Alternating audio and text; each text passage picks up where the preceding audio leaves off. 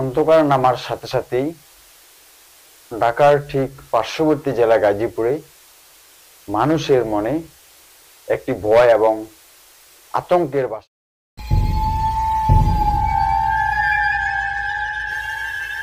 যেই ভয় এবং আতঙ্কের নাম হচ্ছে ছিনতাই। প্রায় প্রতিদিনই গাজীপুরের কোনো না কোনো প্রান্তে হয়ে যাচ্ছে প্রকাশ্যে অপ্রকাশ্যে ছিনতাইয়ের মতো ঘটনা।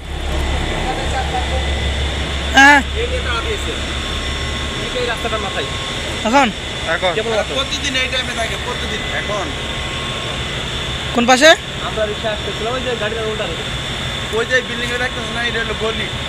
এই যে ওই বিল্ডিং এই বিল্ডিং এর পরেটা যে একটা মুদির দোকানের সাথে একটা ওই আছে, গলি আছে এই সামনে, ওই গলির মাথায় একটু।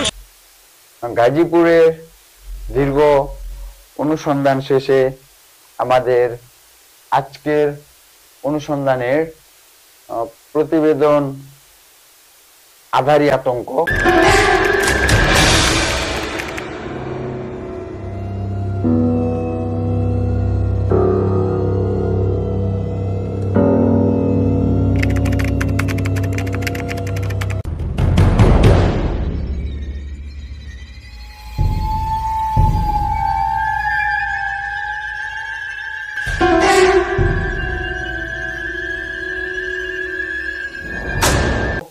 আপনাদের সাথে আছি আমি হাসান মিয়া। প্রতিদিনই গাজীপুরের সড়কের মধ্যেই ঘটে ছিনতাইয়ের মতো ভয়ঙ্কর ঘটনা। 4টা থেকে 6টার ভিতরে, 2 ঘন্টার ভিতরে বেশি, একবারে শেষ রাত্রে। হ্যাঁ, ওই সময় বেশি আক্রমণ করে। সবসময় কি গলিটার মধ্যে ওই গলির কোনো শিওর না, মনে করেন না যেখান দিয়ে ফাঁকা রাস্তা আছে, সাধারণ মানুষের এখন আমরা 3জন যাইতেছেন, এরকম যাইতেছে, কষ্ট করে মনে করেন না একজনকে আক্রমণ করি সামনে আলগা। তাদের কাছে কি মানে দেশীয় অস্ত্র থাকে? দেশীয় অস্ত্র।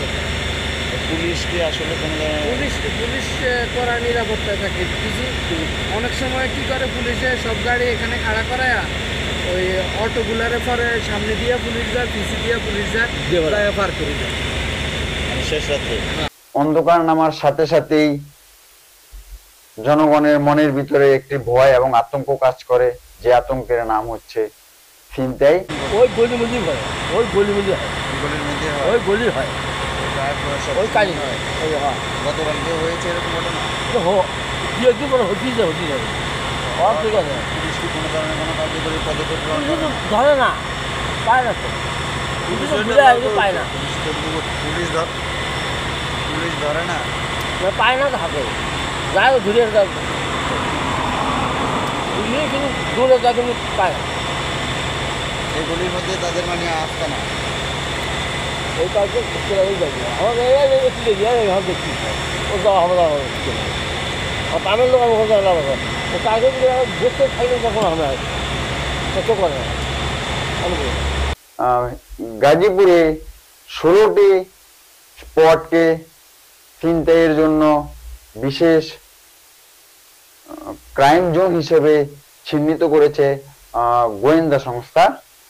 তার মধ্যে রয়েছে গাজীপুরের বগুড়া বাইপাস, গাজীপুরের চান্দনা চৌরাস্তা, গাজীপুরে ঢাকা জয়দেবপুর সড়ক, গাজীপুরে ভাওয়াল বদ্রে আলম কলেজ সহ প্রায় 14টি স্পটকে এই ছিনতাইয়ের জন্য বিশেষ গুরুত্বপূর্ণ জোন হিসেবে চিহ্নিত করেছে আইন শৃঙ্খলা রক্ষাকারী বাহিনী এবং গোয়েন্দা সংস্থার তথ্য মতে তথ্যগুলো পাওয়া যায়।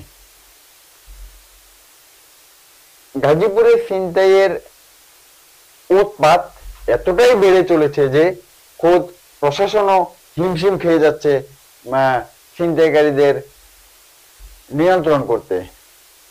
ইতিমধ্যে আপনারা বিভিন্ন মাধ্যমে দেখতে পেয়েছেন যে গাজীপুরে ছিনতাইকারী ছুরির আঘাতে পুলিশ কর্মকর্তাও আহত হয়ে ঢাকা মেডিকেল কলেজ ও হাসপাতালে ভর্তি ছিল।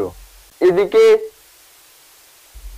এলাকাবাসীর সাথেও কথা বললে তারা যে বিষয়টি জানায় যে অন্ধকার নামার সাথে সাথেই এই এলাকাবাসীর ভিতরেই সবচেয়ে বেশি যে ভয় এবং আতঙ্কটা কাজ করে তা হচ্ছে এই ছিনতাইকারীদেরকে নিয়ে। এই ছিনতাইকারীদেরকে নিপাত করতে, এই ছিনতাইকারীদের হাত থেকে গাজীপুরকে রক্ষা করতে প্রশাসনকে আরো কঠোর থেকে কঠোর পদক্ষেপ গ্রহণ করা উচিত বলে এলাকাবাসী মনে করেন। এদিকে প্রশাসনের সাথে কথা বললে তারা যে বিষয়টা বলে যে গাজীপুরে ঢাকা ময়মনসিংহ সড়ক এবং ঢাকা টাঙ্গাইল সড়ক এবং ঢাকা জয়দেবপুর সড়কে প্রায় 31টি ছোট বড় গলি এবং সরু পথ রয়েছে, যেই সড়কগুলোর ভিতর থেকেই ছিনতাইকারীরা বিভিন্ন সময় বিভিন্নভাবে এসে পথচারীদের উপর আক্রমণ করে এবং তাদের সর্বস্ব ছিনিয়ে নিয়ে যায়। এই সড়কগুলোতে এবং এই ছোট ছোট যে গলিপথ রয়েছে সেগুলোর মধ্যে গেট সিস্টেম করে রাতের বেলায় গেট লক করে রাখার জন্য আসলে এলাকাবাসী সহ প্রশাসনের একটা যৌথ উদ্যোগ নেওয়া উচিত বলে একাধিক কর্মকর্তা বলেছেন। এই বিষয়ে আসলে যারা স্থানীয় ব্যক্তিবর্গ রয়েছেন তারাও এই ছিনতাই রোধে এবং ছিনতাইকারীদেরকে প্রতিহত করতে প্রশাসনের পাশাপাশি তাদেরকেও এগিয়ে আসতে হবে। পাশাপাশি হচ্ছে এ সকল ছিনতাইকারীদের নির্মূল করতে স্থানীয়ভাবে একটি উদ্যোগ গ্রহণ করা এবং একটি প্রতিরোধমূলক দুর্গ গড়ে তোলা উচিত বলে মনে করেন। তো গাজীপুরে আসলে এই সকল ছিনতাই এবং গাজীপুরের অপরাধ বিশ্লেষণ নিয়ে আরো বিস্তারিত নিয়ে আসবো আগামী পর্বে। আজকে এ পর্যন্তই, ভালো থাকবেন, অনুসন্ধানের সাথেই থাকবেন।